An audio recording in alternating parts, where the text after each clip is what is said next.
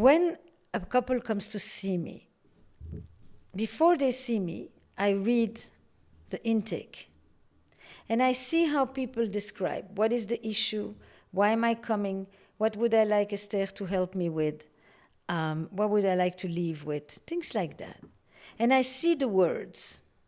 When I meet them the first time, if I see that they're saying actually the same things and with the same words, then I begin to have a sense of their story. The way they narrate their perception of reality, how they attribute responsibility, blame, you name it. The meaning they give to the events in their lives and all of that. And at that moment, I think you come in with one story. My goal is that at the end of the session, you leave with another story. Mm-hmm. Because from there starts possibility. Yeah. You, for example, I because it's the last session I did, so she's on my mind. Young 25-year-old woman that I mentioned in my talk yesterday comes to say, shall I break up with my dad? Mm-hmm. And her first line is, my dad has always been financially supportive of me, but he's never been there emotionally for me. And then she proceeds to tell me about how critical he is of her, and I have a sense that she's equally critical of him. They're actually asymmetric. Everything she complains to him about, I guess he would say the same thing about her. Yeah, okay. And then she proceeds to tell me how poor he grew up and how basically he had no opportunity to develop an emotional language because he was making sure that he had something to eat. And so I begin to think, this man has been financially supporting you, but it is not just material support for him. It's actually deeply emotional. You've divided it, that because you would want something else that you consider emotional support. Yeah. I completely get it and respect it, but you're misjudging your father. So I said to her, have you ever considered telling your dad, your ability to support me through university must be such a proud accomplishment for you. Yeah. I know how important that was for you. To ever be able to say to your child, you will never be hungry. That must feel so good for you, and I deeply appreciate it. Wow, I think that's a super moving You story. do that. Yeah. You change your relationship with your father. You do not need to break up.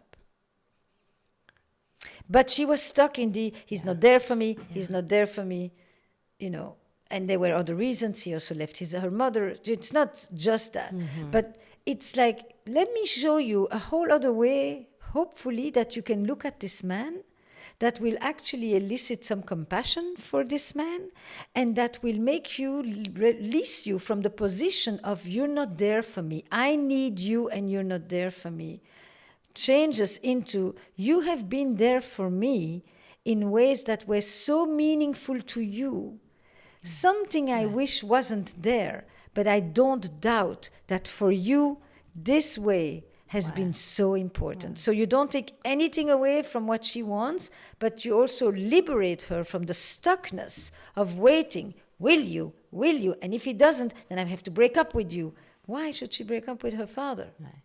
That's such a positive approach. Do you think we have an issue in modern society about emotional availability? We focus too much on the language on the language and not enough on the acts in a general manner. Like people have emotion and are emotionally available, but we're just waiting for the language of it and not enough of the act. I think that, in a way, Freudian psychology, which was kind of the origin of this inquiry into our inner life, of the modern version of it at the end of the 19th century, often looked at what was missing, at the lack of things. Mm-hmm.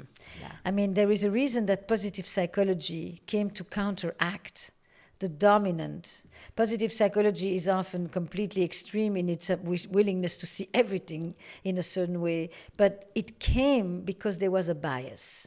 Yeah. The bias was that there was a lot of focus on what's missing, what's negative, what you didn't have, what you don't have inside of you. And the idea that if you understand that will help you change. I think that we are doing a good job at actually, even me, I know that I spent 20 plus years in therapy rarely saying something good to people. Okay. That this is great, this is really beautiful, you have this in you, or that was a beautiful way of answering, or did you notice that eyes? That's very different from what you typically talk about. Did you notice it? The change just happened right now. And I totally changed once I began to look for the good, look for the positive, look for the what we call unique moments. What you already have. You know?